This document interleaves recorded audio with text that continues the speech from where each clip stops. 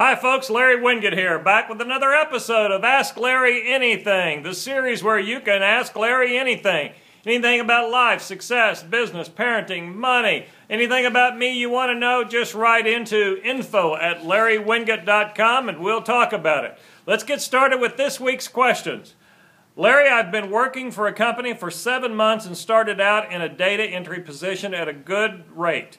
The company knew of my computer expertise when I was hired, and for the last 3.5 months, I've been pulled into a management position without anyone discussing a pay raise. I've asked multiple times to different supervisors for an increase in pay and have been told each time in a roundabout way, I'll take care of it.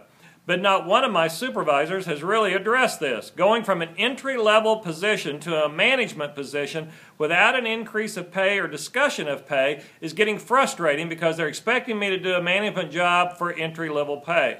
I like where I work and don't want to look like another job, don't want to look for another job, but it's frustrating that I'm not getting paid more when I've taken on so much more responsibility. What should I do? Well, gee, I think you need to get somebody's attention. You don't have anybody's attention. And people will treat you exactly the way they're treating you as long as you let them treat you that way. Remember, everybody in life, this is a rule in life, everybody will do whatever they can get by with. You've got to stop letting people get by with this. You have to corner the person who is actually responsible for your job and for getting you more money. There's got to be one, not just some other supervisor, but there's got to be some manager. You need to ask around until you find out who that manager is. You need to schedule a meeting. You need to go in with paper, with documentation of your entire story. And you need to say, this is what other people who do my job typically get. This is what I was hired at. This is how long I've been there. This is not fair. I need this addressed now. You need to set specific time frames for when it will be addressed, and then when it is or isn't, you need to go back and either say thank you for taking care of this or hey, I thought we had a deal. Now that's you getting their attention, and that's you making sure that you are understood. You are responsible for yourself in this situation. It seems that they don't want to pay you more, or they would be paying you more, but chances are you don't have anybody's attention. Stop everything, stop right now, go in tomorrow, schedule an appointment with the person that is in charge and have a good conversation. Next question. I've been listening to you for many years and I want to say thank you. You're welcome. I've owned a home and office cleaning company for 26 years, and with the last 3 years I've lost almost everything. I've lost 87 contracts. Man, that's a lot. I'm married with 3 kids. I find it hard to find people who want to clean for a living, but this is all I've done my whole life. I've noticed I suck at management and realized I was blessed and handed a lot of great contracts. Now I find myself bidding a job that after I pay my employees and taxes, all I've made was $7 on the job, and they made all the money. I'm not used to the economy being so bad. No one is used to the economy being so bad, but we're all going to have to get used to it. This is the new normal, so you've got to do some things differently. I've been living off credit cards, and they're now full. I hate to let this business go. This is the first time I've ever found myself bitching, but I spent my whole life savings trying to stay alive. I've dropped insurance, sold everything. Any advice would be a blessing. All right, here's the deal.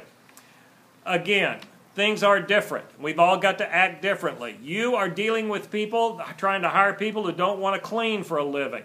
Well, it seems to me like in an economy when people are willing to take a job, that and pretty much any job to stay alive, that they're going to be willing to take a job. You're not working hard at recruiting and finding people who are willing to work at the price you're willing to pay them. Plus, I know it's tough because you also have to compete with unemployment. Thank you, administration, for making sure that we'll pay people almost as much as they can make on a minimum wage job to stay unemployed for almost 2 years. Stupid, but that's got to be fixed.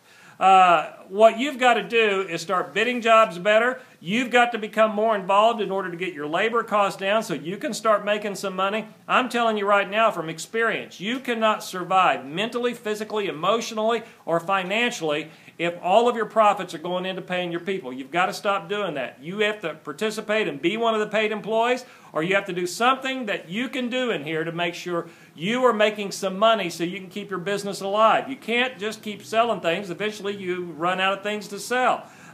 You can't give up your insurance. What's going to happen if something bad happens to you? You got to fix that.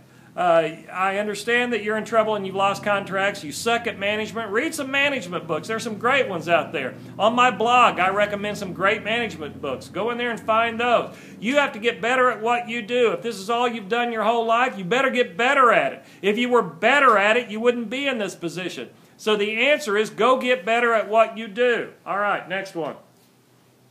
Larry, I want to thank you for taking the time to answer people's questions. Again, you're welcome. I'm happy to do this. I enjoy it. And I read these folks just pretty much for the first time right here and start answering off the cuff. So I enjoy doing this. I've had the pleasure of seeing you deliver your speech, Shut Up, Stop Whining, and Get a Life, and I've shared your books with many others. What do you think about performance reviews? Should we get rid of them or keep them? Oh, you got to keep them. Got to keep those performance reviews. See, that's one of the times that the employer gets to actually discuss the performance of the employee with the employee. Now, sadly, they don't do a very good job between performance reviews communicating with the employee. My idea about how to manage employees is this. Clearly communicate what you expect from them. Teach them to deliver what you expect from them. Inspect what you expect from them, and then give constant feedback. It's not enough to wait for 6 months to wait. Here's your employment review. You're not doing a very good job. Well, they should have known they weren't doing a very good job the instant they did that job. If they were doing a good job, they should have known the instant they did the job, whether they were doing a good job or a bad job. Communication must take place continually, but because it doesn't, we still must keep performance reviews in place. If you want more information about all of that, you need to read my book. It's called Work for a Reason. The title of the book, It's Called Work for a Reason. Go to my website, go on Amazon, Barnes & Noble. Any of the bookstores should have that book. It's one of my very best books. And it's my business book. It was a bestseller, New York Times bestseller. It's called Work for a Reason. Buy that book. Deals with this a lot.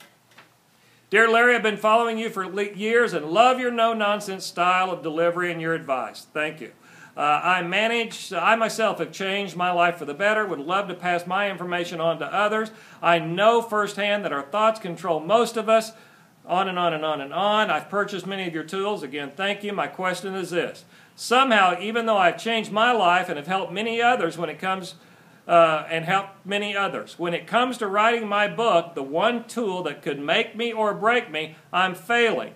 I just can't seem to put my thoughts down, and it seems as if I am self-sabotaging my efforts because I think people won't listen to me. I know the process I use could help so many, and yet I'm making excuses and it just doesn't happen. Have you ever experienced this? No, I haven't. And how do you get past the belief that no one will listen to me simply because I don't have a university education? You know, there are lots of people who don't have a university education. I have one, but it has nothing to do with what I do for a living. I mean, my goodness, I have a degree in library science and one in psychology, and I don't use either one of them here. I've always done something totally different. Went to work for the phone company. What you did in the past, as far as your education, is of little interest to people. If you have something to say and you believe, and this is where it really what it comes down to right here, if you believe it will help people, then you do it because you believe it will help people. The problem you have right now is a lack of confidence. You don't believe enough in your process, what you went through to get from where you were to where you are right now, that you're confident enough to put it on paper. You've got to get past that. You have to have more confidence and show that kind of strength and be willing to put it on paper. Writing a book is believe me, it's a job. I've written several books, 5 bestsellers. Many of you have those. The point is, you have to organize your thoughts, you have to have a logical way to present those thoughts, and you have to be confident enough that you know that when you get it on paper, somebody's going to want to read it. And trust me, they will want to read it. But first you have to get it written down. This is a confidence issue on your part. You've got to stop questioning yourself and believe in what you went through. It worked for you, it will work for others. Stay focused on that. It worked for you, it will work for others. Listen, I've enjoyed answering these questions. If you have a question, again, just write me, info@larrywinget.com. Have a good week.